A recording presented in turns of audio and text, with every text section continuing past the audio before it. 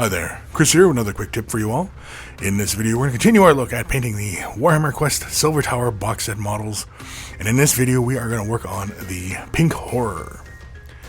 As you can see, the model's already been assembled and he has been primed in Vallejo light gray, spraying it around 25 psi from a Badger Patriot 105.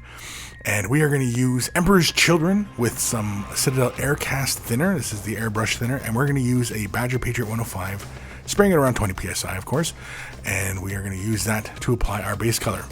You can see I used the regular Citadel color into the pot, and then I put basically a 1-to-1 ratio into the pot and used a long bristle brush to mix inside the cup to get a nice thin consistency of the paint. It was basically 1-to-1. And as you can see here, I'm simply just going to spray the entire model in this color. You can see we work it from different angles here, and I'm basically, you can see like we're just laying it out, kind of thin initially, and that's just so that we get a nice, smooth, even coverage. As you can see here, once the model's got a full coverage going on, see he's got a nice, smooth finish going. Once that's done, we're going to come in with some Screamer Pink, and we're going to apply this by the airbrush as well. Again, mixing the color in by a 1-to-1 mix ratio with the airbrush, with the Aircast thinner. You can also use water as well, but I found with the Aircast thinner, it thins it just a little bit better. It doesn't break down the paint quite as much, and just allows for better control and better flow out of the brush.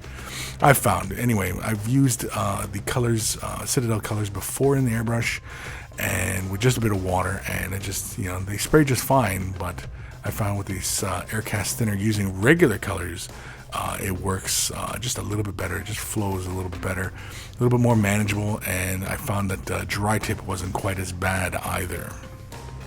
You can see here I applied the color over the feet and the hands and get a little bit of transition going through the arms, just for fun. And basically we're doing this guy kind of like how he's done it in the box art. Fulgrim Pink is next. This is an edge color. This is already a fairly thin color, so it didn't require that much thinner. And I'm basically spraying kind of at an angle downward towards the center of the model. And you can see here I'm just spraying towards the back as well, kind of in the central point. Again, gives us a little bit of shadow and shades on the downwards angles. Again, it wasn't straight on at the model, it was kind of at an angle a bit. And that was just to brighten them up just through its center. Carroburg Crimson is next with Lemaine Medium, and I'm also going to use 2 drops of Liquitex Flow Aid. And again, that helps with the viscosity when you thin the color down. And basically what this is going to do for us is going to still act like the shade wash, where it's going to build up in the recesses, but it's not going to change the overall value of the surface areas. As you can see here, it still wants to creep into the little recesses, but it's not changing the surface value as harshly as it would if we had just left it as Carroburg Crimson all on its own, I should say. Again, we're not building it up too heavily in the recesses. You can see it's kind of pooling up in some areas. I do move that around. And basically we are giving this entire wash to the entire flesh areas. That's his hands, his arms. We're not too worried about his little knife or his little trinkets hanging from his arms or anything like that.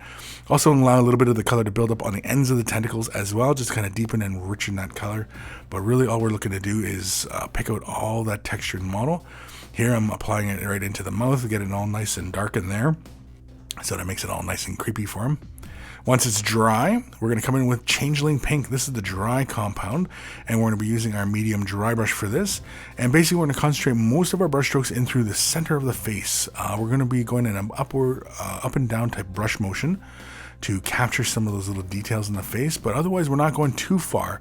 And really the trick, make sure that you don't have too much paint on the brush, so that you get this very, very subtle highlight. And then here I'm going to capture just a little bit of detail on the knees, the elbows. I want to bring out some of the detail on the hands as well. So we're going to be dry brushing the hands across the knuckles and across the hands themselves. Of course, it's a fairly abrupt change of color when we look at the hands, and so we'll be fixing that in a moment. But don't worry, we have a plan for that. Again, we're concentrating most of our brush strokes in through the center. And again, this is simply just to bring out the texture and just kind of really make this guy kind of come to life. Also cleans up some of that wash as well. Next, we're going to come back in with some Carroburg Crimson, and we're simply going to just retint the hands. again, because it was such an abrupt change of color on the hands, and I really wanted just to bring out the details. And so when we reapply the Carroburg Crimson, it re-deepens that color, but it also brings out all those details because, again, it sits on top of that Changeling Pink and gives us a nice deeper color as well. And so, again, it's a really great way to capture those details, but bring the colors back down and make everything kind of unified once again. Again, you can see we did the toes, the hands, everything like that, in through the center of the face. But that is it. That's doing the Pink Horror's flesh. It's as easy as that. Do not be afraid to give it a try. We've got even more painting tutorials in the Silver MiniWarGaming Vault. You can watch another one today about how I finish off the flames of this model.